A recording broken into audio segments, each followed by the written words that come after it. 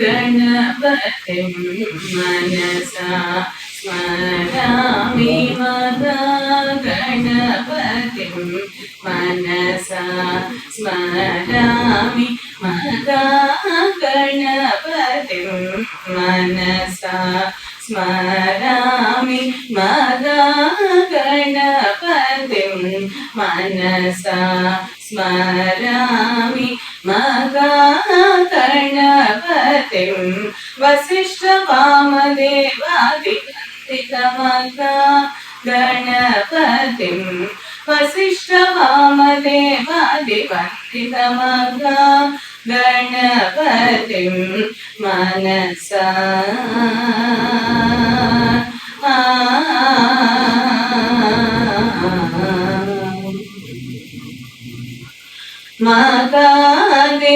महादेवसुता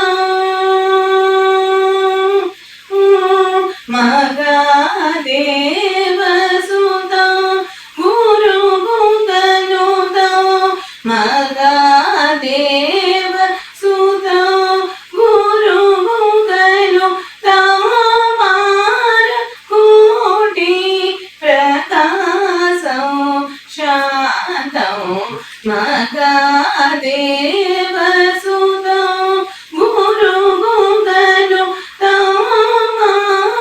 मारकोटि प्रकाशं शान्तं महाकाव्यनाटकादि प्रियं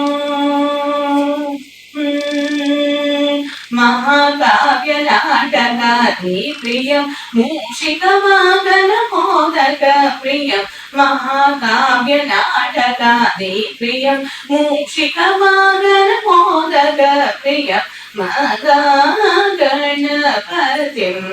वसिष्ठवामदेवादिवन्दितमहागणपतिं वसिष्ठवामदेवादिवन्दितमहागणपतिं मनसा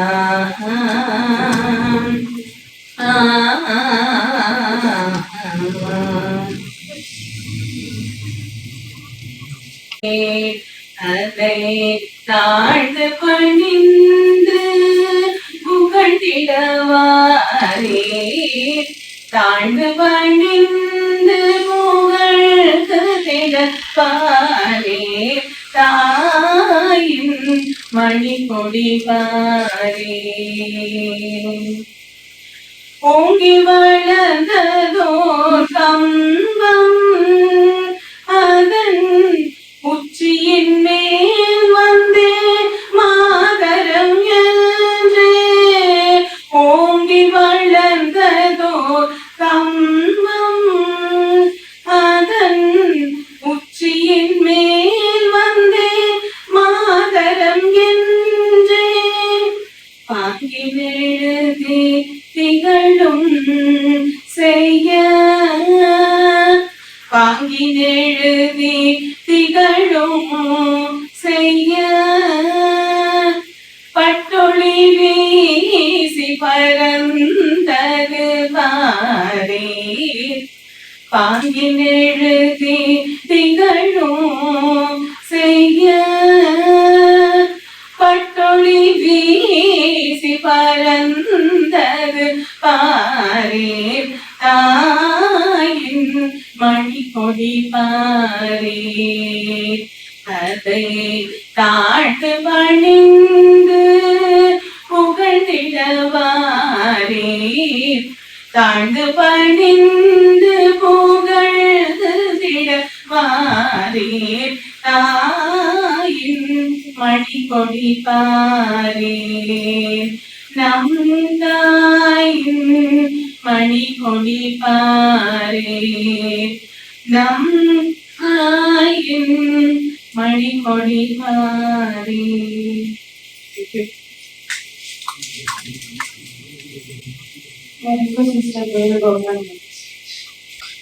எல்லாருக்கும் நமஸ்காரம். இவ்வளவு பேர் வந்தது ரொம்ப சந்தோஷமா இருக்கு. இப்ப மகிழ்ச்சியாகவும் இருக்கு. முக்கியமா இங்க தசையா இங்க சொந்தத்தார் இருந்தாலும் அவர் வந்து எங்கள் அப்பாவுடைய அது ஒரு சிட்டியோட இல்லை. அதே போல் சுப்பு சுப்பு அப்பாவுக்கு ரொம்ப உடம்பு சரியில்லாத டயத்தில் எல்லா வீட்டிலேயே வந்து எங்களோட இருந்திருக்காங்க. இந்த இந்த விதத்தில் மிகவும் சந்தோஷம். எல்லாரையும் வருக வருக என்று வரவேற்கிறேன். ஒரு சில வார்த்தை முக்கியமாக சொல்லணும். தவிர திருப்பூர் கிருஷ்ணன் எங்களுக்கு அவர் சிட்டி சித்தன் என்று சொல்லிக்கொண்டார். இப்போது இதுதான் நாங்கள் நார்மலா இந்த விழாவை வந்து பர்த்டே April 28 அன்னைக்கு வச்சுக்கோங்க. Around that time. பட் இதெல்லாம் கொஞ்சம் சில தவிர்க்க முடியாத காரணங்களால் கொஞ்சம் தள்ளி போக வேண்டியதாக இருக்குது. தாரணி வந்தது எனக்கு ஸ்பெஷல் இது. ஏன்னா அந்த ஒரு அனைவரும் ஹேமா வந்திருக்காங்க, அருந்தை பையன், ஈஸ்வரன், சுகுமார், நான் நம்முடைய கற்பூர் வட்டம் நிறைய பேர் வந்திருக்காங்க. அதில் முக்கியமாக என்னன்னா எங்கள் வீட்டுக்கு ஒரு தடவை ஒரு சின்ன நிகழ்வு ஒன்று நடக்கும் பொழுது கோபன் சுவாமிநாதன் சார் தாரணியோட அப்பா ஆனால் அவர் தான் பூட்பட்டார் சிட்டி உங்களோட இதை பற்றி எழுதணும் யாரையும் எழுத சொல்லி இல்லை நீங்களே எழுதி கொண்டிருந்தார். எங்கள் அப்பா சுற்றுலா சென்டர் ஹியூமர் நான் வேணா எழுதுறேன் யார் படிப்பா அப்படின்னு விளையாட்டு அந்த நர்சைய இதுதான் போட்டேன். நர்சையாட்ட சொல்லி நீங்கள் அந்த இது ஒரு இது எழுதுக்கோ பாபா பயோகிராஃபி எழுதுக்கோ. டுடே இட் இஸ் ஹிஸ்ட்ரி சாதாரண மனிதர் தலைப்பி நர்சையா அவர்கள் எழுதி எல்லோரும் அறிந்த ஒரு பயோகிராபிக்கல் ஸ்கெட்சோடு இருக்கிறது. அவர்கள் தாரிணி வந்தது. தாரிணியை பற்றி கண்டிப்பாக விளம்பரம் தேவை. பூக்கடைக்கு விளம்பரம் வேண்டாம். She is a very great novelist. We are all very proud of having இன்னைக்கு வந்து நிகழ்ச்சிக்கு முக்கியமான சிறப்பு பேச்சாளர் நம்முடைய திருப்பூர் கிருஷ்ணன் அவர்கள். அவர் 2 பேரையும் க்ளோஸா பழகியிருக்கார். அது தவிர இன்னைக்கு முக்கியமான நாள் என்னன்னா 23ஆம் தேதி ஜனவரி 2 என்னுடைய தயப்பதாருடைய நினைவு நாள். இன்னைக்கு என்னன்னா டி ஜானகிராமன் அவர்களுடைய பிறந்த நாள் ஜூன் 22. ஆகையினால் இது இரண்டையும் சேர்த்து ஒரு சின்ன விழாவாக கொண்டாட வேண்டும் என்பது எங்களுடைய விருப்பம். இதற்கு நர்சையா அவர்கள் தலைமை தாங்குவார்கள்.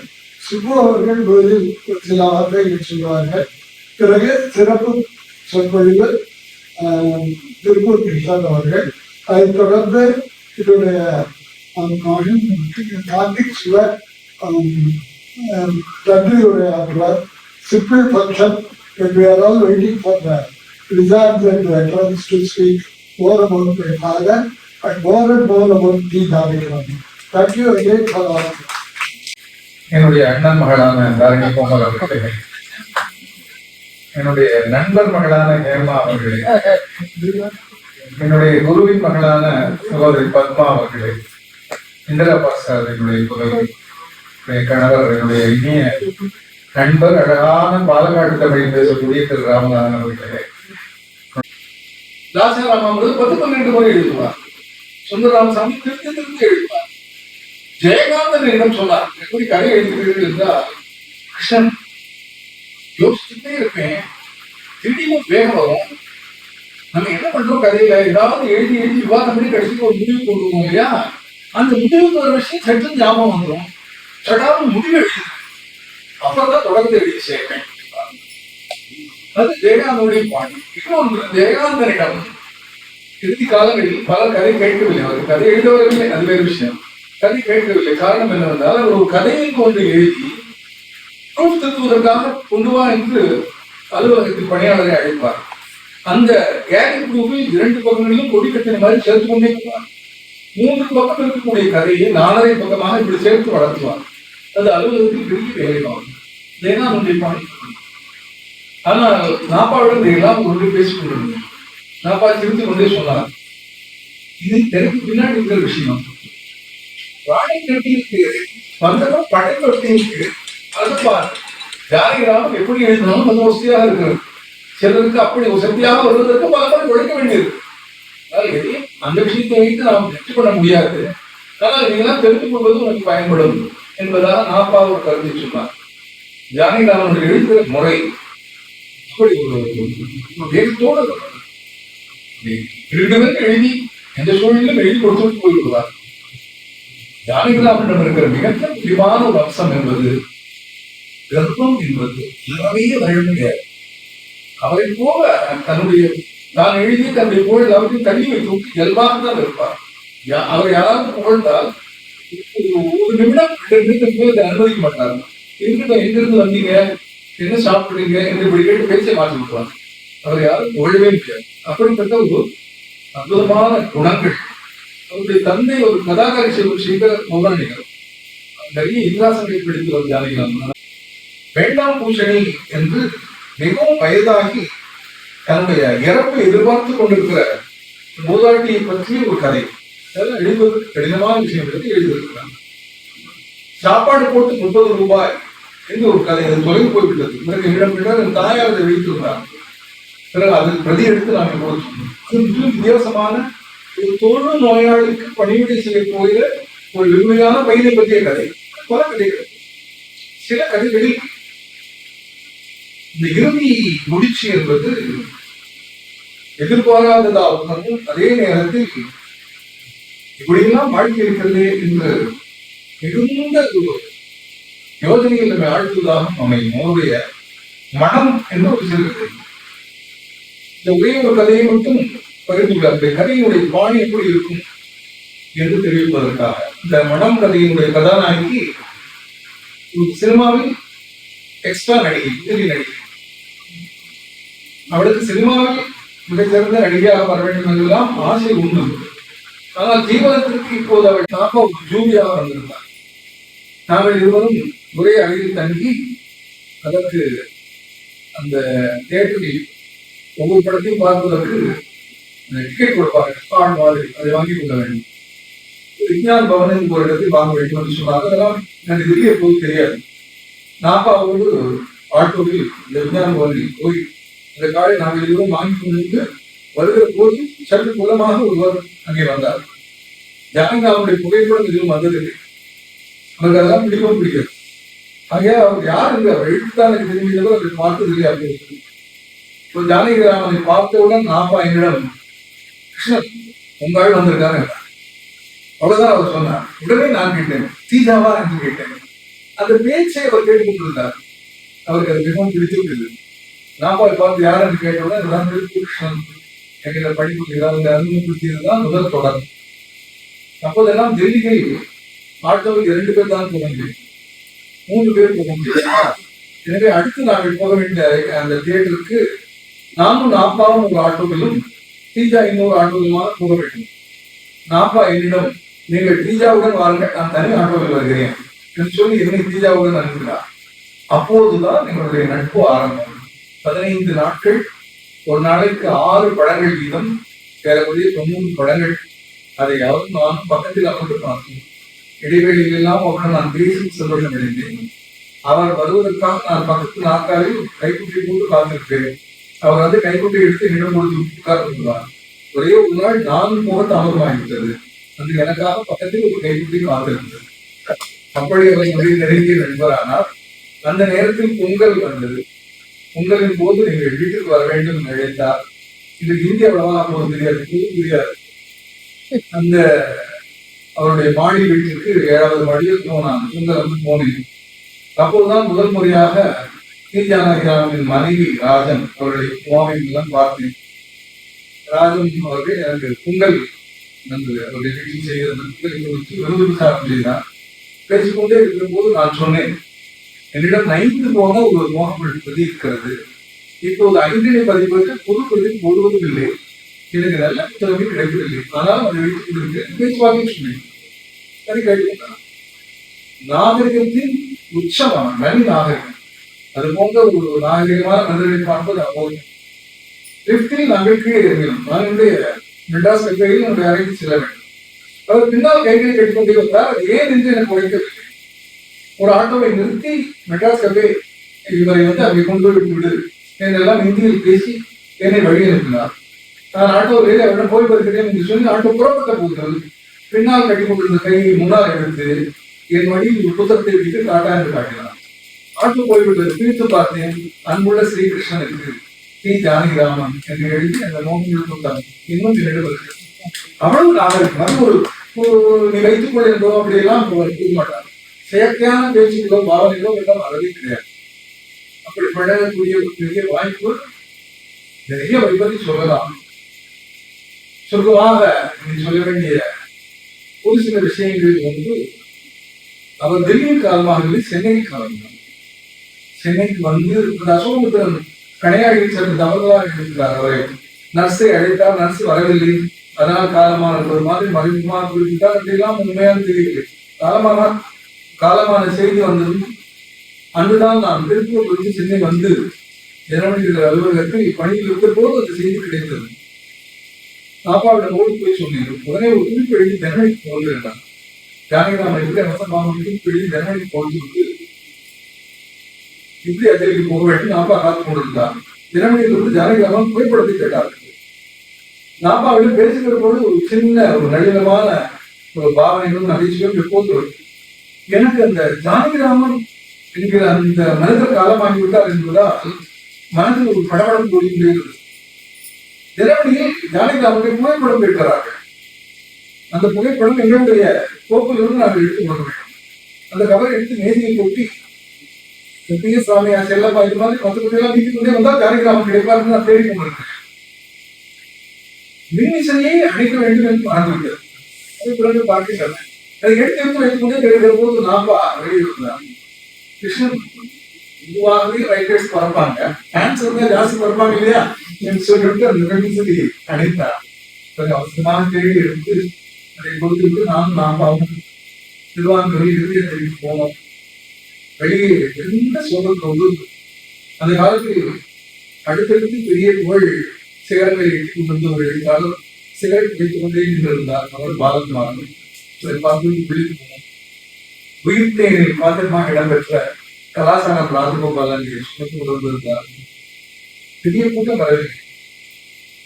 அமைதியான அஞ்சலி சாகியதெல்லாம் வந்தார். சடங்குகள் முடிந்தன. அந்த சடங்குகளுக்காக இந்த மயானத்திற்கு செல்வோம். ஆச்சரியமான விஷயம், இந்த இடத்தை கடற்கரை பரீட்சைகளால் வெளியே நாட்டிய வகுப்பு நடந்து கொண்டிருந்தது. ஜல் ஜல் ஜல் என்று சங்கையில் ஒழிக்க அவருடைய உடல் அப்படி சென்றது. இந்த உடல் முழுக்க எரியூட்டி முடியும் வரை நானும் சிட்டியும் நல்குண்டே இருந்தோம். சிட்டி கண்டு வெளியே நடந்த சோகம் இருந்தது. ஏனென்றால் ஜானகிராமனுடைய பொருளாதார கடமை முழுவதற்கும் காரணம் சிட்டிதான். தெரியும் ஆள்வியார்களுடைய வேலை வாங்கி கொடுத்ததெல்லாம் சிட்டிதான். அந்த காலகட்டத்தில் நாப்பா தென்னை கூட்டம் என்று ஒரு கூட்டம் நடத்தி கொண்டிருக்காங்க. அந்த கூட்டம் ஒவ்வொரு மாதம் ஒவ்வொரு வீட்டில் நடைபெறும். அப்படிப்பட்ட ஒரு கூட்டத்திற்கு ஏற்பாடு செய்து கொண்டிருந்தோம். அதனிடையே இலக்கிய சிந்தனை ஜானகிராமன் காலமான பிறகு ஜானகிராமனுடைய நடவாக நாவலுக்கு ஆண்டு பரிசு கொடுத்தது. அந்த ஆண்டு இலக்கிய சிந்தனையினுடைய 14வது ஆண்டு. 14வது ஆண்டில் கொடுக்கப்பட்ட இந்த பரிசு ஜானகிராமனுக்கு பட்டாபிஷேகம். 14 ஆண்டுகள் கழித்து வந்தது பட்டாபிஷேகம் ஆகிற மாதிரி என்பதாக குறிப்பிட்டு நான் எழுதியிருந்தேன். கீழே என் பெயர் போடவில்லை. அது ஒரு பதிவுகள் தான். அந்த கூட்டத்திற்கு ஜானகிராமனுடைய மனைவியும் ஜானகிராமன் மகள் உமாவும் வந்திருந்தார்கள். ஜானகிராமன் மனைவியிடம் கிருஷ்ணன் நீங்க எழுதுறது பார்த்தேன், ரொம்ப நல்லா எழுதிருந்தீங்க. நான் ஏதோ குறிப்புதானே எழுதிதான் சொல்றது, ஜானகிராமனுக்கு பட்டாபிஷேகம்னு வேற யாரும் எழுதுவான் என்று ரொம்ப பிரியமாக சொன்னார். இது நான் சொல்ல போகிற இந்த தென்னை கூட்ட சம்பவத்திற்கு பின்னால் நிகழ்ந்தது. தென்னை கூட்டம் என்பது ஒவ்வொரு வீட்டிலும் மாதத்திற்கு ஒரு முறை நடக்கும். அதனுடைய பாணி எப்படி என்றால் அசோகமித்திரன் வீடு, வள்ளிக்கண்ணன் வீடு, டிக்கர்சி வீடு, எஸ்சிஎஸ் வீடு, நாப்பா வீடு, என் வீடு என்று உற்ற நண்பர்களாக இருக்கிற ஒரு 7-8 பேர் வீடுகளே அந்த திண்ணை. ஒரு நாள் மாலை அந்த கூட்டம் என்று முடிவு செய்யும். வழக்கமாக வருகிற அசோகமித்திரன், டிக்கர்சி, வள்ளிக்கண்ணன் தவிர எந்த வீட்டில் இந்த கூட்டம் நடக்கிறதோ அந்த வீட்டுக்குரியவர் தான் விரும்பினால் இன்னும் ஒருவரை அழைக்கலாம். அது மேல் அனுமதி கிடையாது. அந்த வீட்டில் அங்கே டிஃபன் சாப்பிட்டு விட்டு இயல்பாக உட்கார்ந்து பேசுவோம். இதே ஒரு திண்ணை போட்ட மாதிரி தான் எனக்கு இருந்தது. ரொம்ப ஆழமான விஷயங்கள் அலசப்படும். ரொம்ப அற்புதமான அனுபவமாக அது இருக்கும். இந்த தலைப்புத்தான் வைத்துக் கொண்டு பேசுவது என்று இல்லாமல் சமகால இலக்கியங்கள் எல்லாவற்றை பற்றியும் பேசுவோம். ஜானகிராமன் காலமான பிறகு நடந்த திண்ணை கூட்டம் அந்த முறைப்படி என் வீட்டில் வந்தது. நான் அப்பாவிடம் சொன்னேன், 2 விஷயங்கள் விதிவிலக்கு தர வேண்டும். என்ன என்று கேட்டார், இந்த திண்ணை கூட்டத்தை நாம் எதையாவது பேசுவது என்று வைத்துக் கொள்ளாமல் ஜானகிராமனுக்கு அஞ்சலி வாங்கி அவருடைய இலக்கியம் அது அதை பற்றி பேசலாமே. நாமாவது மிகவும் பிடிச்சது. நல்லது ஏதோ கடிதம் எழுதும் போது திண்ணை கூட்டத்தினுடைய தலைப்பு பூஜா இலக்கியம் கொண்டு வந்தீர்கள். வேற அடுத்து என்ன என்று கேட்டார், ஜானகிராமன் மனைவியை இதற்கு அழைக்க வேண்டும். ஜானகிராமன் காலமே 15 ஆட்சியாளர்கள் நான் கூட்டா வருவாங்கன்னு நினைக்கிறேன். மாடு எழுதி போடுறேன் வந்தா பார்க்கலாம். மாடு எழுதி கூட்டம் ஆரம்பமாகிறது. என்னுடைய அக்கா வீட்டில் நான் போது எங்க அக்கா நிறைய எழுத்தாளர்களுக்கு சேவை செய்தவள். இளஞ்சிப்படி சேவை, புளி சேவை, தேங்காய் சேவை, நிறைய சேவை தயாராக இருந்தது. எல்லோரும் வந்து அமர்ந்தோம். என்னுடைய தாயாருக்கு வந்திருந்தால் நான் எவ்வளவு தூரம் தற்கால இலக்கியத்தை கொடுத்திருக்கிறேனோ அதை விட 4 மடங்கு என் தாயார் படித்தது. எல்லாவற்றையும் ரசித்து விவாதித்து செய்வார். அவர் தற்செயலாக அங்கு சென்னைக்கு வந்திருந்தார். அவரும் அந்த கூட்டத்தில் கலந்து கொண்டு நாம் அவர்கள் பேசிக் கொண்டிருந்த பொழுது வந்தார் ஒரு பெண்மணி தீஜா மாசியம். இதெல்லாம் அவ்வளவு சந்தோஷம், அவ்வளவு அவர் எதுவுமே சொல்லவில்லை. பார்த்தா என் அம்மா வந்து தீஜா மனைவி விட்டதும் அவர்கள் இருவரும் நிச்சயமாக பேசிக்கொண்டார்கள். ஒரு மூலையில் அவர்கள் இருவரும் அமர்ந்து கொண்டார்கள். என்னுடைய சகோதரி இந்த சேவையை பரிமாறினார். சாப்பிட்டு கொண்டே நாங்கள் அன்றைக்கு சக்தியும் தீஜா பற்றி இருந்ததா தீஜாவை நாங்கள் பற்றியே பேசிக் கொண்டிருந்தோம். 2 மணி நேரம் அந்த கூட்டம் நடைபெற்றது. அதற்கு பிறகு கூட்டம் முடிந்தது. புறப்படலாம். நாமாவிடம் என்ன பழக்கம் என்றால், கார் இருப்பதால் தான் செல்கிற வழியில் யாராவது இறங்குவார்கள் என்றால் அவர்களை காரில் அழைத்து போயிடுவார். அப்படி சிலரெல்லாம் அவருடன் இருந்தார்கள். இது எந்த வீடு தான் நாங்கள் வழியனுக்கு மேலே வந்தேன். தீஜாவுடைய மனைவியை ஒரு ஆட்டோ விட்டு வழியனுக்கு மட்டும் நினைத்துக் கொண்டு வந்தேன். நான் வந்த போதுதான் அபூர்வமான காட்சியை பார்த்தேன். என் தாயார் உட்கார்ந்து கொண்டிருக்கிற பொழுது தீஜா மனைவி எழுந்து அந்த இடத்தை கீழே விழுந்து கடுமையும் விட்டு எழுந்தார். என் தாயார் கேட்டார், என்ன பண்ற ராஜா, என்ன பண்ற நீ இந்த இடத்துல நமஸ்காரம் பண்ற என்று கேட்டார். எங்க ஆத்துக்காரரை பத்தி பேசிய இடம் எனக்கு கோவில் மாதிரி எனக்கு என்ன ஆச்சரியமா இருந்தது. மனதில் சில நினைவுகள் ஓடின. ஒரு நண்பர் சொன்னார், பாலியல் வெளிப்படை பாலியலாக இல்லாமல் இருக்கலாம், போல பாலியல் நீங்க நியாயப்படுத்தலாம், எல்லாருக்கும் பாலியல் தானே எழுதலாம், ஆனா நீங்க அப்படி எப்படி இருந்திருப்பாருன்னு நினைக்கிறேன் என்றார். அவரிடம் நான் கேட்டேன், நல்லது, மர்ம நாவல் எழுதுகிற எழுத்தாளர்கள் பல கொலைகளை செய்திருப்பார்களா, நீ இப்படி சொல்கிறீர்கள் என்று கேட்டேன். எவரும் தெரியாது அவர்கள் பேசுகிற பேச்சு. அதோடு சிட்டிக்கும் ஜானகிராமனுக்கும் ஆன்மீக ரீதியாக ஒரு சின்ன வேறுபாடு உண்டு. சிட்டி எந்த சித்தரையும் கேட்டு நடந்ததில்லை. அவருக்கு தெரிந்த ஒரே சித்தர் காந்தி பரமாச்சாரியர். அவரை பற்றி ஆங்கிலத்தில் புத்தகமும் எழுதியிருக்கிறார் சிட்டி. இந்த புத்தகம் மஞ்சள் அட்டையில் வேறு எந்த ஒரு சிந்தனையும் சிட்டிக்கு கிடையாது. சிட்டிக்கு சடங்குகளில் அறவே நம்பிக்கை கிடையாது. தன்னுடைய மனைவி காலமான போது கூட அந்த சடங்கு நடைபெற்றது வெளியே வந்திருக்கார் அவ்வளவு. ஆனால் ஜானகிராமனுக்கு சித்தர்களிடம் ஒரு பெரிய மயக்கம் இருந்தது. பல்கலைக்கழகத்தில் இருந்த பேராசிரியர் சஞ்சீவி எழுத்தாளர் ஜானகிராமன் என்னுடைய மிகச்சிறந்த நண்பராக இருந்த தமிழின் மிக உயர்ந்த எழுத்தாளரான பிரமிழ் இவர்கள் எல்லாம் சித்தர்களை தேடி நடந்தவர்கள். ஜானகிராமன் பல சித்தர்களை தேடி போய் பார்த்து அந்த அனுபவத்தை பகிர்ந்து கொண்டிருக்கிறார். ஆனால் அதெல்லாம் அவர் எழுத்தில் கொண்டு வரவில்லை.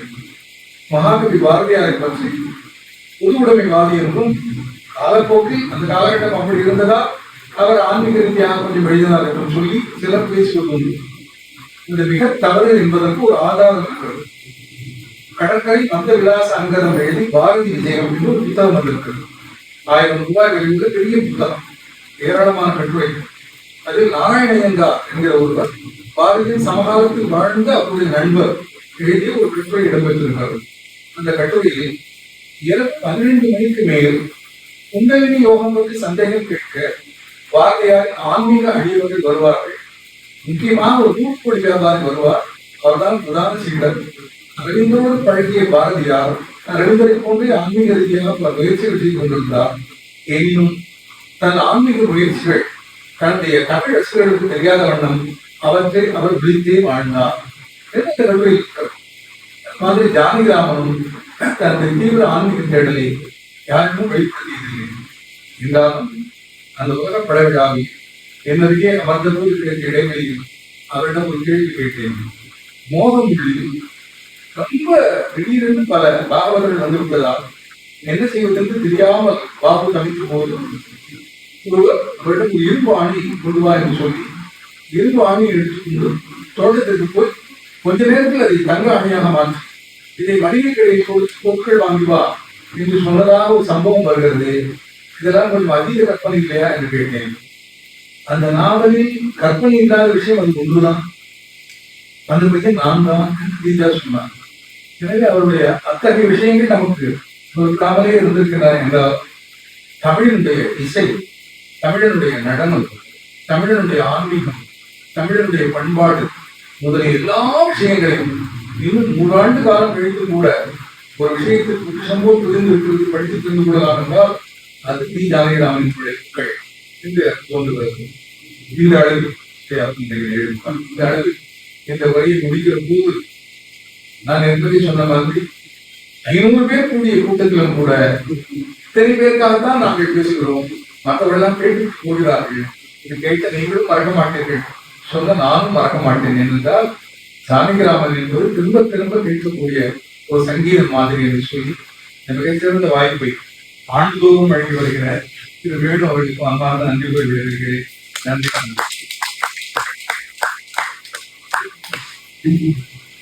அனைவருக்கும் வணக்கம். கேள்வி கேட்கும்போது இந்த விழா சிட்டி விழான்னு சொன்னாங்க. பழக்கத்தில்லை, சிட்டி ஓரளவு பழக்கம், ஆனால் ஓரளவு விஷயம் அவங்க பேசுவாங்க. அவருடைய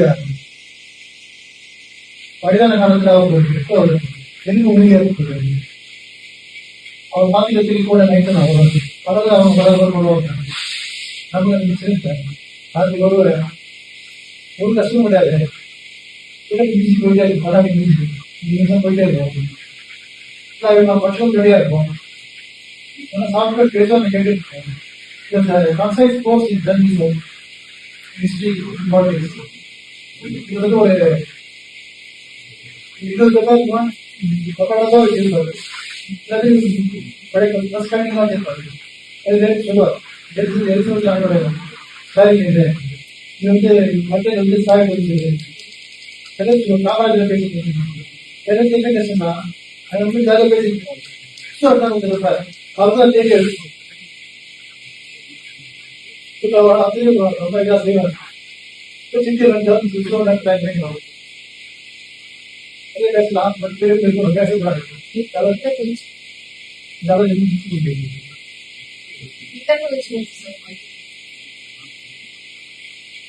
எத்தனையோ பெண்கள் இருக்கு. சரி, திராவிட மாநிலத்தில் சொன்னாங்க மட்டை வடிக்கணும். முக்கியமாக உங்களுக்கு 7 வந்து சொல்லும்போது வருடங்களை பார்த்துக்கிறேன். 50 போது அந்த பிரதர் சொல்ல நான் பண்ணுவாங்க. சிற்றோட பையனை என்னை சேர்த்து ஒரு பெரிய பெருமை நான் நினைக்கிறேன். முக்கியமான விஷயம் சொல்லணும்.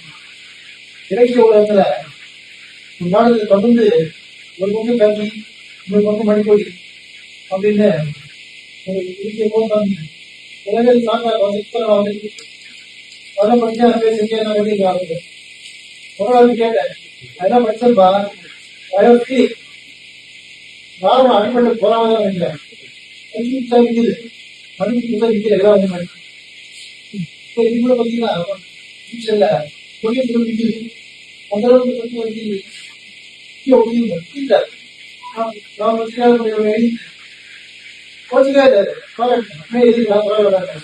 இப்போ கட்சி வந்து யாரும் இருக்காரு இந்த அளவுக்கு இப்போ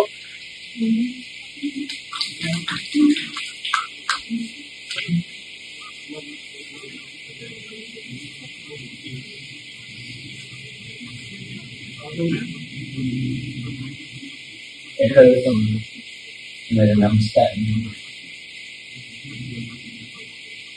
ஒரு சாதாரணமாக ஒரு விஷயத்தை பற்றி பேச வேண்டும் என்றால் எவ்வளோ விஷயங்கள் இருக்கும். ஆனால்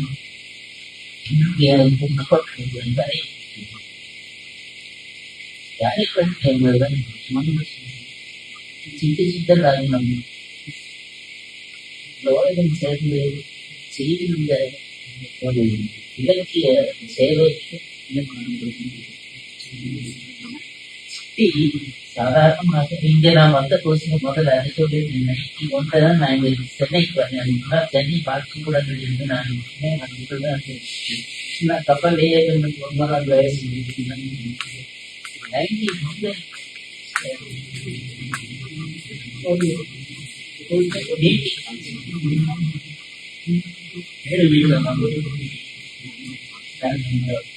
செட்டியருடைய ஃப்ரெண்ட்ஸ் எல்லாம் கேட்டாங்க. அங்கே நான் முதல்ல மீட் பண்ணது கோமல் சுவாமி. அவர்தான் எனக்கு முதல்ல சொன்னது, இது வரைக்கும் சிட்டியை பற்றி யாருமே எழுத, அவர் எழுத சொன்னாலும் எழுத மாட்டார், எவ்வளவு தான் கட்டாயம் எழுதணும். இன்ஃபேக்ட் அவர் தான் எனக்கு கோமல் சுவாமி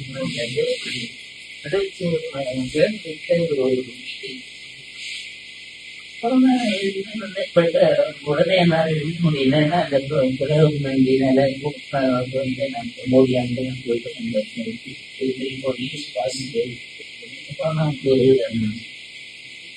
இந்த நேரத்துல நான் நிறைய விஷயம் முதல்ல நான் முதல் ஒரு மீட்டிங் வேணா சில பேர் இப்பதான் எடுத்தாலே ஃபர்ஸ்ட் நான் செஞ்சேன். ஏன்னா முன்னாடி வந்து டச் கிடையாது. கிருஷ்ணன் நிறைய பேர் இருந்தாங்க. எல்லாரையும் இன்ட்ரடியூஸ் பண்ண முதல்ல ஸ்டார்டிங். அப்போ தமிழ்ல ஈஸியா பேசக்கூடாது.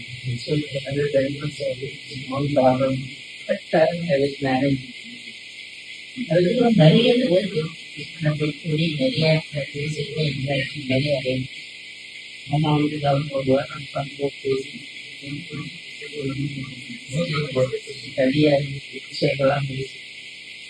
இந்த மாதிரி ஸ்டார்ட் ஆகி அப்புறம் தான் ஒரு சொன்ன மாதிரி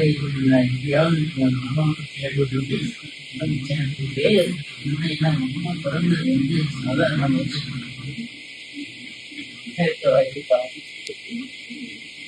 வயசுதான் சாதாரண விஷயத்தை பூமிக்கு வந்ததை பத்தி நான்கே பாடியிருக்கார். சாதாரண விஷயத்தை அதை வச்சுட்டு நான் சாதாரண மனிதனை நிறைய விஷயங்கள் சாதாரண விஷயங்கள் அவர் பண்ணியிருந்தாங்க. அந்த இன்சிடென்ட் வச்சுன்னா அவரை பத்தி நான் சாதாரண எழுதியிருக்கோம். அந்த புக்கு சாதாரண பெரிய வீட்டாளர்கள் சாதாரண எவ்வளவு காசு எவ்வளவு பஞ்சாபம் பேசுற மாதிரி ஒரு மாதிரி அதான் ஃபர்ஸ்ட் டைம் நாங்க மீட் பண்றது நிறைய எழுத்தாளர்கள் நான் தெரியும். முக்கியமா ஜானகிராமனை மீட் பண்றது அந்த அந்த டைம். ஜானகிராமன் முன்னாடியே இருந்தாரு. நான் டெய்லி போறப்பெல்லாம் மீட் பண்ணேன்னா அம்மா சொல்லிட்டு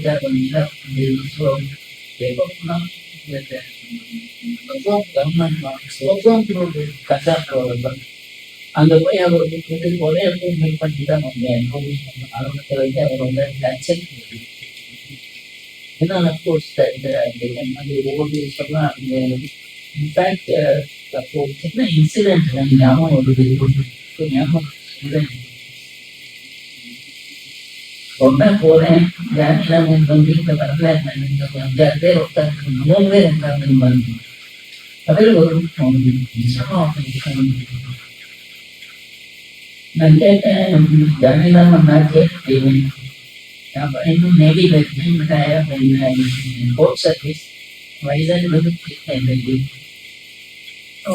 he's not come, but he's not here, but he will come now. நீங்கெல்லாம் நீங்க ஏதாவது மீட்டிங் ஆகி S Because also so community needs a important person who is running யார் வர்றாங்கன்னு எனக்கு சரி ஒரு நர்ஸி also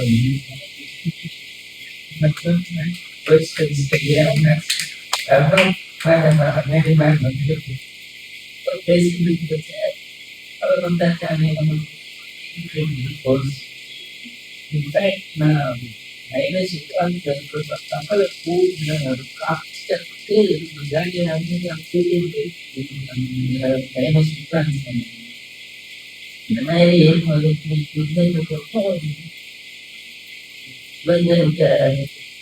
சாதாரண மனிதர்கள் சொன்னாங்கன்னா ஒரு தெளிவு கொஞ்சம் கேட்டுட்டே அப்படின்னு இப்பதான் இவங்கெல்லாம் வாசி ரைட்டர்ஸ் முக்கியமான மனுஷன் நிறைய இது வந்து கொஞ்சம் கொஞ்சமா நிறைய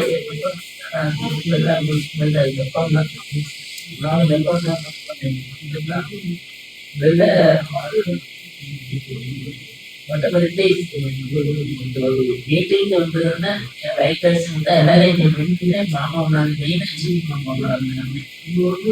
ஸோ இதுல இந்த மீட்டிங்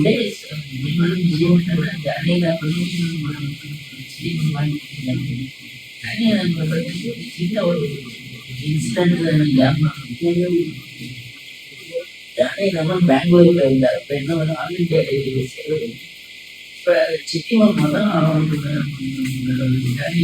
அங்கெல்லாம் பேசிக்கணும் ஒரு வந்தார் பெங்களூர்ல இருந்து ஆல் இந்தியா ரேடியோ தான் ஜாயின் பண்ணிட்டார். His wife, Janiraman's wife, Rajamukhirana, she was still in Bangalore. சரி வாலண்டியரோட சேர்த்து ஒரு வாரம் போட்டு சிட்டிக்கு ஒரு மெசேஜ் வந்தது எங்களுக்கு ஹோம் சரியா இருந்தது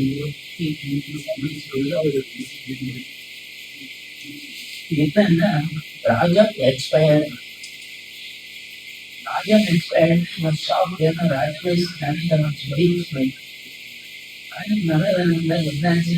தெரியல நான் என்ன பண்றது தெரிஞ்சு பெங்களூர் வீட்டுக்கு வந்து அவங்க ஒய்ஃப் தனியா போயிட்டாரு அப்படிம்போங்க. இவர் வந்து எப்படியாவது ஜானகிராமன் சொல்லுன்னு ஜானகிராமன் டிசைன் இருக்கிறாரு நம்ம வெயிட் பண்ண சரியான பெங்களூர் பாஸ்போர்ட் ஆர்மியை டிக்கெட் வாங்கி கொடுத்து அவங்க பெங்களூர் வீட்டுக்கு வந்தா வீட்டில் ஒரு போஸ்ட் கார்டு இந்த போஸ்ட் கார்டு எழுதப்பட்ட Rajan is coming by Bangalore express. Rajan is coming by Bangalore express Rajan express cinema மைண்ட்ல சொல்லி வருது. அப்ப அந்த அந்த மாதிரி எல்லாம் நடந்துட்டு எல்லாமே இந்த மாதிரி ரைஸ் டிஃப்ரென்ஸா இருந்தாலும் நிறைய சினிமா சொல்லணும்.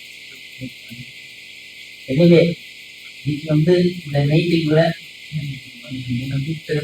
பார்த்து எல்லாருக்கும் நன்றி.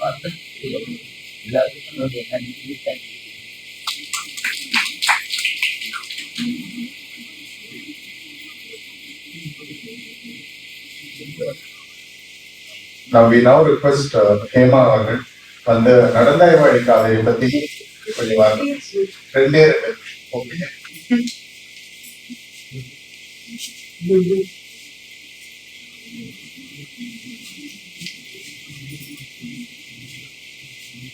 சபையோருக்கு வணக்கம்.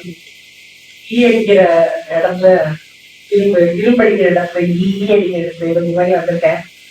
ஒரே ஒரு விஷயம், பெரிய சம்பவங்கள் அந்த மேடையில அந்த இந்த மாதிரி எனக்கு பேச கொடுத்ததுக்கு என்ன பாக்கியம் பண்ணேன்னு தெரியல. திருப்பூர் கிருஷ்ணன் சார் எங்க அப்பாவுடைய ரொம்ப நெருங்கிய நண்பர். ஸ்கூல்ல அப்பா கண்ணன் ரொம்ப நெருங்கிய நண்பர். அப்பாவுக்கும் அவருக்கும் அப்பா வந்து இஸ் ஆர்டன் ஃபேன் ஆஃப் கிருஷ்ணன்ஜி. நானும் தான் நரசிங்க சார் எனக்கு சொல்லவே வேண்டாம். ஏன்னா அவருடைய கடலோடியும் அவருடைய அந்த தூரத்தேன அந்த ரியல் அந்த அந்த அந்த இதை ரெண்டையும் படிச்சுட்டு I requested Suguji that we should go and meet up immediately. எனக்கு இவரை பார்த்தே ஆகணும் அப்படின்னு சொல்லிட்டு we went all the way. அன்னைக்கு அவர் சன் கூட எங்கேயோ அப்ராட் கிளம்பிட்டு இருந்தாரோ இல்ல கிராண்ட் சில்ட்ரன்ஸ் அந்த தேவர் லீவிங் சம்வேர். அது நடுவில் he spent time with us. நேரம் கிடைக்கிற டைம்ல எல்லாம் நான் மிஸ்டர் ரசையா அதை படிச்சுட்டு இருப்பேன். அவரை பார்த்துட்டு கேட்டேன், சார் உங்க காது கடுக்கன் கிடைச்சுதான்னு கேட்டேன். அந்த எபிசோட் என்னால மறக்க முடியாது. இப்போ நடந்தாய் வாழி காவேரி சுகுஜி பத்தி சொல்லவே வேண்டாம். என்னுடைய பாக்கியம், அவருக்கு நான் ஒரு ஸ்கிரைபா கிடைச்சிருக்கேன். அமைஞ்சது அது கடவுள் செயல் நினைக்கிறேன். என்ன கொஞ்சம் கொஞ்சம் நெறிப்படுத்தி என்ன கொஞ்சம் ரைட் ட்ராக்ல கொண்டு வந்து சுகுஜி தான். நடந்தாய் வாழி காவேரி பத்தி என்னுடைய ஒரு சின்ன எக்ஸ்பீரியன்ஸ் மட்டும் சொல்றேன். நான் வந்து எக்ஸ் பேங்கர், ஒரு ஆல் இண்டியா பப்ளிக் ஃபைனான்சியல் இன்ஸ்டிடியூஷன்ல இருந்தேன், டிஜிஎம்மா இருந்தேன். அப்போ ஒரு grade C to grade D interview இருக்கு. அந்த சேர்மன் வந்து தமிழ்காரர். அவருக்கு எனக்கு நானும் தமிழ் அவரும் தமிழ்னு எனக்குமே தெரியாது. அவரை எல்லாரும் ரமன்ஜின்னு சொல்லுவா பாம்பேல. ஸோ நானும் அவரும் நார்த் இந்தியன் போல் நான் நினைச்சிட்டேன். அவரும் என்னை ஏமான்னு வேற டிஃப்ரெண்ட் அவுட்ஃபிட்ல எல்லாம் இருந்ததால அவரும் என்னை அப்படி நினைச்சுட்டாரு. when he came to know that I am from Tamil Nadu, பக்கா தமிழ் ஒண்ணு, என்ன ஒரே ஒரு கேள்வி கேட்டார், காணல் வரினா என்னன்னு தெரியுமா உனக்குன்னு. தேங்க் காட் 2-3 நாள் முன்னாடிதான் நான் நடந்தாய் வாழி Kaveri வாசிச்சிருப்பேன். I had a huge library at my Bombay residence. அதுல நடந்தாய் வாழி காவேரி, நன்றி திரு நாஜில் நாடன் அவர்களுக்கு நன்றி சொல்லணும். ஏதோ ஒரு பர்த்டேக்கு எனக்கு கிஃப்டா அதை அமைச்சிருந்தார். அப்பதான் நான் அந்த நடந்தாய் வாழி காவேரி வாசிச்சிருந்தேன். அதனால எனக்கு அந்த காதல் வரிக்கின்ற டக்குனு ஞாபகம் வந்தது. சிலப்பதிகாரத்துல காதல் வரி கோவலன் பாடுற மாதிரி நான் வாசிச்சேன் சார். ஐ வேக்லி ரிமெம்பர். உடனே எந்த கூகுள்ல சர்ச் பண்ணி சொல்லு கரெக்டா காதல் வரினா என்ன அப்படின்னாரு. உடனே I search it and I could reproduce. திங்கள் மாலை வெண்குடையான் சென்னி செங்கோல் அது ஓச்சி கங்கை தன்னை புணர்ந்தாலும் புலவாய் வாழி காவேரி கங்கை தன்னை புணர்ந்தாலும் புலவாதொழிதல் கயல் கண்ணாய் மங்கை மாதர் பெரும் கற்பு என்று அறிந்தேன் வாழி காவேரி. இத நேரா வாசிச்சேன். இல்ல இது இப்படிதான் வாசிக்கணும்னு எனக்கு சொல்லி கொடுத்தார். I never expected. It is we are in banking service and இலக்கியம் வந்து அங்க பேங்கிங் சர்வீஸ்ல அடுத்த கிரேடுக்கு ஹெல்ப் பண்ண போறது இல்ல அப்படின்னு நான் நினைச்சிட்டு இருந்தேன். பட் கேஷுவலா படிச்ச ஒரு அந்த நடை, இந்த தீஜாராவும் சிட்டி சுந்தரராஜன் அவர்களும் எழுதின அந்த நடை மேல மேல படிக்கணும்னு தோணித்து. இதே மாதிரி இன்னொரு இஷ்யூல வரும்போது மேக்கே தாட்டு பத்தி எழுதியிருப்பாங்க நடந்தாய் வாழி காவேரியில. அப்போ ஏதோ பேச்சு வரும்போது அந்த காவிரி பங்கீடு பத்தி ஒரு பெரிய பிரச்சனை எல்லாம் வரும்போது சும்மா மேக்கதாட்டுன்னு கதையெல்லாம் கட்டுறாங்க. இல்ல மேக்கதாட்டு பத்தி எழுதியிருக்காங்க. எங்க எழுதியிருக்காங்க? தமிழ் புக்ல அதை பத்தி எல்லாம் எழுதியிருக்காங்களா? ஆமா எழுதியிருக்காங்கன்னு சொல்லிட்டு மறுநாள் அந்த புக்கை கொண்டு போய் நான் எடுத்து காமிச்சேன். எங்களுடைய லிட்டரரி சர்க்கிள் ஹிந்தியில நடக்கும், எங்களுக்கு சாகித்ய ஸ்மாரகம் நடக்கும். அதுல எடுத்துன்னு போய் ரீப்ரொடியூஸ் திஸ். ஸோ இந்த நடந்தாய் வாழி காவேரின்றது சாதாரண படிப்பா இல்ல. இதுக்கப்புறம் after I took voluntary retirement இந்த நடந்தாய் வாழி காவேரி வச்சே திருத்தலங்கள்லாம் சேவிக்க முடிச்சது. அது ஒரு கொடுப்பன. ஸோ எதுவுமே, அதாவது ஆழ்வார் ஒரு பாசுரத்துல சொல்வார், ஆறு குளம் எல்லாத்தையும் வெட்டி ரெடியா இரு, எப்ப மாறி பெய்யும் தெரியாது, பொழிஞ்சா ரொம்ப. அதே மாதிரிதான் வாழ்க்கையும். எல்லாம் என்னவோ என்னென்ன கத்துக்க முடியுமோ என்னென்ன வாசிக்க முடியுமோ அதை வயசு பார்க்காம முடியலையே, பார்க்க முடியலையே, படிக்க முடியலையேன்னு இல்லாம படிச்சுதான் இருக்கணும் நம்ம. அது நம்மளுக்கு ஏதாவது ஒரு பீரியட்ல கட்டாயமா நம்மளுக்கு அதை ஹெல்ப் பண்ணும். இதெல்லாம் படிச்சதால இந்த ஒரு தொடர்ச்சியும் என்னவோ எனக்கு இந்த இடத்துல மேடை அமைச்சு கொடுத்த திரு வேணுஜி அவர்களுக்கு மனமார்ந்த நன்றிகள். நடந்தாய் வாழி காவேரி. சொன்ன மாதிரி இலக்கிய ராட்சசர்கள் இந்த சபையில எனக்கு என்ன வேலை ஃபுல்லா வந்து ஒரு நாடகக்காரி அப்படின்னு சொல்லுவாங்க, ஒரு ட்ராமாட்டிக்ஸ். பட் ஆனாலும் அவரோட இதனால நிறைய இலக்கியங்களை முதல்ல இருந்து வாசிச்சுட்டு இருக்கேன். சுபமக்களான சிட்டி அவர்களோட ஒரு நேர்காணல் வந்தது. அப்பதான் எனக்கு முழுசா படிச்சு அவரோட முழு பரிமாணம் நான் வந்து படிச்சு தெரிஞ்சுட்டேன் நேர்காணல்ல. அப்புறம் அவரோட சென்டினரி போது என்ன வேணு சார் அவர்கள் கூப்பிட்டு இருந்தாரு. அந்த சென்டினரியில அவர் சொன்னார், இந்த மாதிரி நர்சையா அவர்கள் வந்து இந்த சிட்டியை பத்தி எழுதின பயோகிராஃபி வந்து கோமல் சார் தான் இனிஷியேட் பண்ணாங்க. ஸோ ரொம்ப சந்தோஷமா இருந்தேன். அதனாலேயே எனக்கு ஏதோ ஒரு சின்ன கரெக்ஷன் இருக்கு இதுல அப்படின்னு நினைச்சுட்டு தான் எனக்கு வந்தேன். திருப்பூர் கிருஷ்ணன் அவர்களை பார்க்கும் போதெல்லாம் எனக்கு எப்பயுமே எங்க பார்க்கும் போதே எங்க அப்பாவோட ஒரு தம்பி ரூபம் அப்படின்னு தான் நான் அவர் சொல்லுவேன்.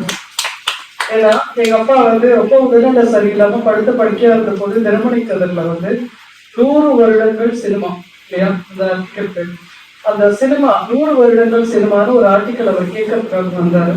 அப்பாவுக்கு அப்ப எழுத கூட முடியாத ஒரு நிலைமை. நீங்க நம்பவே மாட்டீங்க, ஒரு 100 புத்தகத்தை ரெஃபர் பண்ணி எழுத வேண்டிய விஷயத்த அப்படியே கட கட கட கட கட கடன்னு ஒரு ஃப்ளோர் அப்படியே சொல்லிட்டே இருந்தா நான் பக்கத்துல உட்காந்து எழுதி வச்சிருந்தாரு இல்லையா. இவர் வந்து கலெக்ட் பண்ணி போன கடைசி சில நாட்கள்ல வந்து so close and associated with அப்பா. ஓரவர் அவர் போட்டிருக்கிற அந்த கதர் ஜிப்பா கதர் வேஷ்டியை பார்க்கும் போதெல்லாம் வந்து எனக்கு அப்படியே எங்க அப்பாவுக்கு பாக்குற மாதிரி எங்க அப்பா எங்க சித்தப்பா அப்படின்னு தான் நான் அவரை சொல்லுவேன் நிறைய அப்படின்னு. ஸோ அவர் வந்து எனக்கு இன்ஃபர்மேஷன் அனுப்பிச்சிருந்தாரு. ஸோ இன்னைக்கு கண்டிப்பா வரணும் அப்படின்னு சொல்லிட்டு தான் வந்தாங்க. தீஜா அவரை பத்தி சொல்லணும்னா சிட்டி சார் பத்தி நான் சென்டினரியில தான் தெரிஞ்சுக்கிறேன் இவரை பத்தி நிறையா. தீஜா அவர்கள் வந்து நான் அப்பெல்லாம் ரொம்ப சின்ன பொண்ணு இல்லையா. தீஜா வந்து Seva stage S P Sahasranamam Seva stage நடத்திட்டு இருந்தாரு. அதுலதான் எங்க அப்பா முதல்ல பயிற்சி பள்ளி நாடக எழுத்து பயிற்சி பள்ளியில சேர்ந்திருக்காரு மாணவனம். சோ அங்க முடிச்சு அவர் விட்டய பாதைக்கு முதல் நாடகம் சேவா ஸ்டேஜ் எஸ்பி சரசநாமன் வந்து அரங்கேற்றினாரு. அப்ப தீஜா அப்புறம் இந்த கம்சந்திர ரெகுலரா நிறைய எழுத்தாளர்கள், ஏன்னா தீஜாவோட 4 வேலி நிலம் இதெல்லாம் வந்து எஸ்வி சரசநாமன் டிராமா போட்டு சினிமாவும் போட்டுருக்காரு. சோ இந்த கான்டெக்ட்ல அப்புறம் அதெல்லாம் நாடகமா போட்டுருக்காரு. அப்பதான் நான் பிறந்திருக்கேன் 62ல. அப்போ அந்த ஒரு இன்ட்ரெஸ்டிங்கான ஒரு விஷயம், எங்க அப்பாவுக்கு வந்து ஆல் இண்டியா ரேடியோல இருந்து டெல்லியில ஒரு போஸ்டிங் வந்து கிடைச்சது. ஸோ நார்மலா இருக்கும்போது வந்து கவர்மெண்ட் வேலை கண்டிப்பா எடுத்துட்டு தான் ஆகணும் அப்படின்னு சொல்லி எல்லாரும் சொல்லுவாங்க. நான் வந்து ஊர்ல பிறந்திருக்கும் போது இந்த சினிமால நான் லெட்டர் படிக்கும் போது பின்னாடி அந்த முகம் தெரியும் அப்படின்னு சொல்லுவாங்க. அப்ப நான் லெட்டர் கம்யூனிகேஷன் தானே. ஸோ இங்க இருந்து ஒரு ஆல் இண்டியா ரேடியோல வேலை கிடைச்சிருக்கு, ஆனா நான் இதை எடுத்துக்க போறது இல்லை அப்படின்னு எங்க அப்பா பதில் எழுதியிருக்காரு. அப்போ எங்க அம்மா வேண்டில நம்மளுக்கு ஒரு பொன் குழந்தை வேற பிறந்திருக்காரு. சோ நம்மளுடைய குழந்தைக்கு நம்ம குடும்பத்தின் நலன் கருதி நீங்கள் இந்த வேலையை இந்த உத்தியோகத்தை எடுத்துக்கொண்டுதான் ஆக வேண்டும் அப்படின்னு அந்த லெட்டர்லாம் அப்புறம் காமிச்சாங்க. அப்படின்னு லெட்டர் இந்த கிரேட் மேன் இந்த கிடைக்கும். இந்த அக்கேஷன்ல வந்து ஓட்டர் தேங்க்ஸ் கொடுத்த ஆப்பர்ச்சுனிட்டி கொடுத்தா like thank my father Venugopal. இந்த ஒரு இதுல வந்து தாத்தா வந்து சிட்டி வந்து தீஜா வெங்கராமன் பத்தி எழுதின ஒரு சின்ன தொகுப்பு, அதை ஜஸ்ட் பிரீஃபா படிச்சிடுறேன், ஒரு 2-3 பேரா தான். அட்டை கிழித்து போய் விவரமே இல்லாத பக்கங்கள் கிடைத்தாலும் போதும் கதை நடையில் கமழ்ந்து வருகின்ற வட்டார நடை குறிப்பாக தஞ்சை மண்ணின் மனம் இதோ ஜானகிராமன் என்று காட்டி கொடுத்து விடும். அடாவடியாக வலிந்து புகுத்துகிற நடை இல்லை, ஆனால் உயர்ந்த ரக சங்கீதம் மாதிரி நின்று நிதானித்து படித்து முடித்த பின்னரும் ரசித்து மனம் அசைவிடும். இந்த மாதிரி அவரோட படைப்புகள் பத்தி மோகங்கள் பத்தி சுப்ரபாதனோட ஒரு புக்ல வந்து இருக்கிறது. ஸோ இது வந்து ஒரு வரும்போது ஒரு ஃபிட்டிங் ஃபினாலியா இருக்கும். Talk about both of them, அவங்க எவ்வளவு பண்ணிருக்காங்க அப்படிங்கிறதுல. ஃபர்ஸ்ட் ஆஃப் ஆல் திருப்பூர் மாமாக்கு ஒரு பெரிய தேங்க்ஸ். எவ்ரி இயர் நாங்க தாத்தாவோட அப்பா முதல்ல சொன்ன மாதிரி யூஸ் டு ஹேவ் இட். அப்பாவோட பர்த்டே டைம்ல வந்து தாத்தாவோட பர்த்டே டைம்ல வந்து நாங்க யூஸ்வலா வைப்போம். பட் இந்த year we had some other commitments. So இந்த வாட்டி we had to have it towards remembrance day. Also Dheeraj Janakiraman மாமாஸோட பர்த்டே அந்த டேட் கொஞ்சம் கோயின்சைட் ஆகுதுங்கிறதுனால இந்த டேட் சூஸ் பண்ணுவோம். ஸோ வந்து எங்களுக்கு தேங்க்ஸ் பண்ணுறதுக்கு ரொம்ப தேங்க்ஸ். நரசிங்க மாமா அப்பனா மாமா சொல்லணும், அவரோட பார்ட்டிசிபேஷன் ஆல்சோ இது அவருக்கு வெளியில் ரொம்ப வருது இல்லை, பட் தாத்தாக்காக இங்கே ஆல்வேஸ் ஸ்பெண்ட் டைம். ஸோ அவருக்கு மனமார்ந்த நன்றிகள். மாமா ரொம்ப அவரும் ஃபேமிலி ஃப்ரெண்ட் மாதிரி தான். எங்களுக்கு ஆன்மீக ரீதியாகவும் கனெக்ஷன் நிறைய உண்டு கிருஷ்ணகிரீஸ்வரர் கோயில்னால. அண்ட் இலக்கிய ரீதியாக தாத்தாவோட அவருக்கு நல்ல கனெக்ஷன் உண்டு. ஸோ அவரும் வந்து இவ்வளவு நேரம் எங்களோட இருந்ததுக்கு ரொம்ப தேங்க்ஸ் போமா. ஹேமா மேடம் ரொம்ப தேங்க்ஸ். உங்களோட அந்த தயிர் சாதத்துக்கு ஊருகா மாதிரி நடந்த வழி காவேரியோட snippet was very interesting. Dharani Komal madam தாத்தாவோட இன்னொரு நல்ல ஃப்ரெண்ட் கோமல் சொன்னாமா, அவரையும் நான் சின்ன வயசுல பார்த்திருக்கேன். அப்போ ஜானகிராம மாமாவோட ரொம்ப நினைவுகள் கிடையாது. எனக்கு ஒரு சட்டை வாங்கி கொடுத்துருக்காரு, அது ஞாபகம் இருக்கு. ஜானகிராம மாமா அந்த கழுகா இருக்கும் அந்த design, I still hate it. ஒரு 10 years முன்னாடி இருக்கும். ஸோ கோமல் சொன்னது ரொம்ப நல்ல ஞாபகம் இருக்கு. வீட்டுல வந்து தாத்தாவோட பேசுறது, அதான் இயற்கைவாதிகள் வந்துட்டு போவாங்க. ஸோ அவங்க எல்லாம் பார்த்து பாக்கி அப்படின்னு இருந்தது. Ananthamaniyan sir, Sukumaran sir, Eswaran sir, Srikanth Rama, எங்க ஃப்ரெண்ட்ஸ்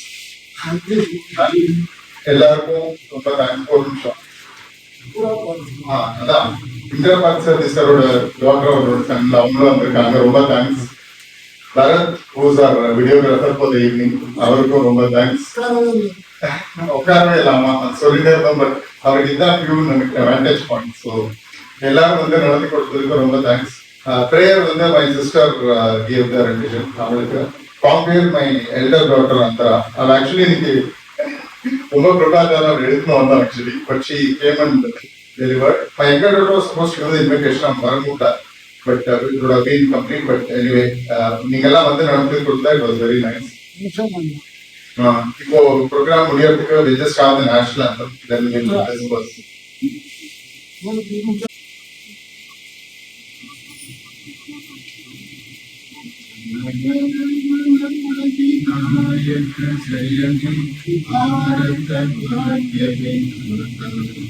पंजाब सिंध गुजरात मराठा द्रविड़ उत्तर बंगा विंध्य हिमाचल यमुना गंगा उत्तर जलंधर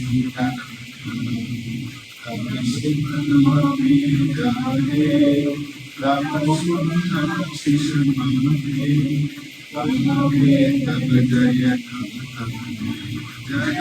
जनमंगलदायक जय भारत भाग्य विधान जय